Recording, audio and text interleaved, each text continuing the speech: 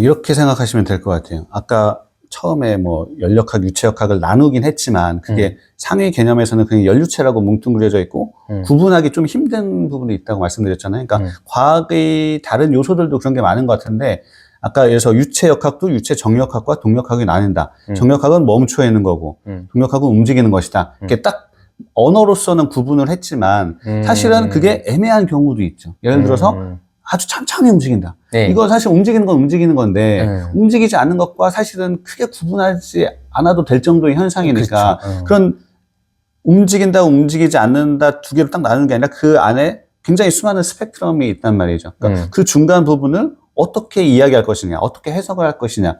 바다에서도 마찬가지로 잔잔한 바다, 이건 거의 멈춰져 있는 건데, 뭐 사해다, 지중해다, 뭐 바다는 바다인데 조금 파도가 별로 안 치는 바다. 그럼 이거는 유체 정력학으로 해석할 수도 있을 텐데 거기서 바람이 싹 불어서 살짝 움직인다. 뭐 어느 순간부터는 이걸 유체 동력학으로 해석할 수도 있겠죠. 그래서 그거는 이 부분은 정력학, 이 부분은 동력학 완벽하게 나누는 건 좀 힘들고 그거는 그때그때 이제 상황에 따라서 맞춰서 이제 해석을 하게 된다고 이제 보시면 될 것 같고요.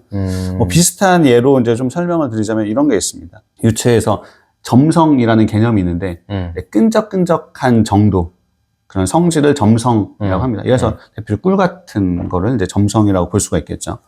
상대적으로 물은 끈적끈적하지 않으니까 그냥 점성이 없다. 뭐 꿀은 끈적끈적하니까 점성이 있다.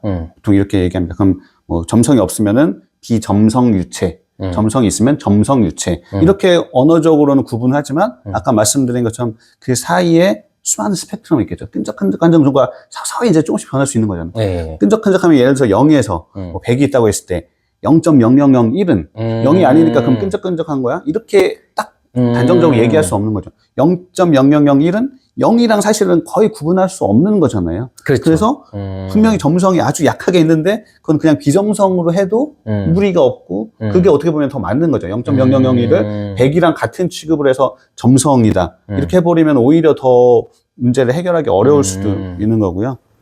일상생활과 좀 이렇게 좀 생각해서 한다면 이런 것도 예를 들 수 있을 것 같아요. 우리가 뭐 물이냐, 술이냐. 그건 구분하기 쉽죠. 물 100%. 그건 뭐 술, 알코올 조금이라도 있으면 하는데 요즘에 뭐 무알코올 맥주라고 그쵸. 하지만 거기에 0.01% 알코올 성분이 있는 경우가 있단 말이에요. 그럼 이거를 술이라고 할 것이냐, 아니면 술이 아니라고 할 것이냐, 모호한 거잖아요. 그것처럼 어떤 그 두 개의 개체 사이에 굉장히 다양한 스펙트럼이 있을 때 그 중간의 영역을 어떻게 여기로 묶음 지을 것이냐, 여기로 묶음 지을 것이냐, 그거는 상황에 따라서 좀 다른 요소가 있다. 그래서 그쵸. 다시 이야기로 돌아가서 아까 뭐 호수, 바다의 경우에 유체 역학에서 동력학이 정력학이냐 딱 100% 구분 짓기는 좀 어렵고 그때의 상황에 따라서 정력학 해석될 수도 있고 동력학으로 해석될 수도 있다.